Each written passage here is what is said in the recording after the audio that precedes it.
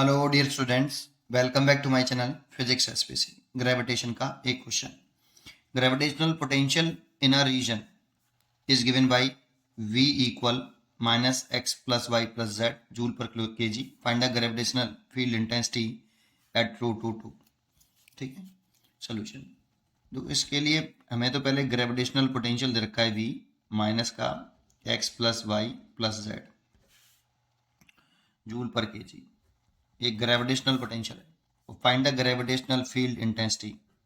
Gravitational field intensity, इसका symbol I भी बना रहे हैं, ई भी बना लेते हैं, तो मैं ई बना लेता हूँ और जी भी बना देते हैं। ठीक है, तो E vector is equal to होता है x component of gravitational field intensity plus y component of gravitational field intensity plus z component of gravitational field intensity. Here जो ex होता है ये होता है माइनस का del v over del x।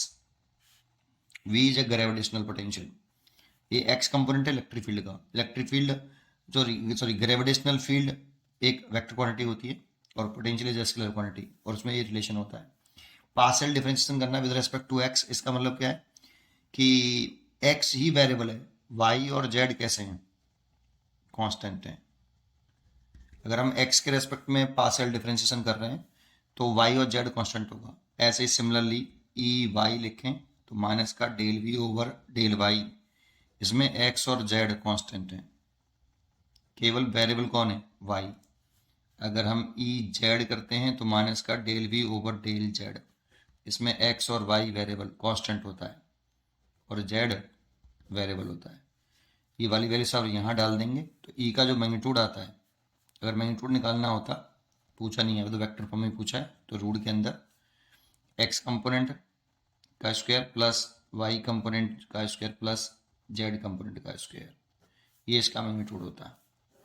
पहले इतनी बार जानकारी होनी चाहिए। अब क्या करना है, अगर आपको ग्रेविटेशनल फील्ड इंटेंसिटी की वैल्यू फाइंड आउट करनी तो एक्स कंपोनेंट निकालना पड़ेगा जो कि यहाँ से निकलेगा, तो इसीलिए इसका पार्शियल डिफरेंशिएशन कर दो। Partial differentiation with respect to x. Partial differentiation का मतलब है केवल एक्स वेरिएबल है और वाई जेड कॉन्स्टेंट है। तो डेल वी ई एक्स लिख लेता हूँ direct. E x is equal to minus का del we over del x. तो माइनस ये वाली जब वी की वैल्यू यहाँ पुट करेंगे तो ये माइनस है और ये भी माइनस है, तो माइनस माइनस प्लस हो जाएगा। Del over del x, x plus y plus z, ये प्लस कैसे हो गया, ये माइनस, और इसमें बी की वैल्यू पुट की तो वो भी माइनस, तो इसलिए प्लस हो गया। अब एक्स ही वेरिएबल है, वाई और जेड कांस्टेंट है, तो कांस्टेंट टर्म का डिफरेंशिएशन हम जानते हैं जीरो होता है। तो इसमें वाई और जेड कैसे होंगे कांस्टेंट, क्योंकि एक्स के रेस्पेक्ट में कर रहे हैं तो वाई और जेड को कांस्टेंट मानेंगे, और एक्स का डिफरेंशिएशन होता है 1 और वाई का हो गया 0 और जेड का भी हो गया 0, इसीलिए 1 आ गया ई एक्स। ई एक्स 1 आ गया। और इसकी ई एक्स की जो यूनिट होती है वो न्यूटन पर केजी, क्योंकि जो ग्रेविटेशनल फील्ड है उसका जो फॉर्मूला होता है वो एफ अपॉन टेस्ट मास होता है, ये फॉर्मूला होता है, इसलिए इसकी यूनिट न्यूटन, इसकी केजी। तो ये हो गया। ऐसे ही सिमिलरली ई वाई निकालें तो माइनस का del we over del y कर लें तो माइनस माइनस प्लस हो जाएगा, डेल ओवर डेल वाई, तो इसकी value x plus y plus z. अब y वेरिएबल होगा और बाकी के टर्म कांस्टेंट होंगे, तो x का तो 0 हो गया, y का 1 और z का 0, इसीलिए फिर 1 आ गया। एज ए सिमिलरली आप कर सकते हो z के रेस्पेक्ट में कर लो, तो ई जेड जो आएगा वो माइनस के del we over del z और वो भी प्लस 1 आएगा। अब के ये 0 हो जाएगा, ये 0 हो जाएगा, इसकी वैल्यू 1 हो जाएगी, तो ये 1 ही आएगा न्यूटन पर केजी, न्यूटन पर केजी।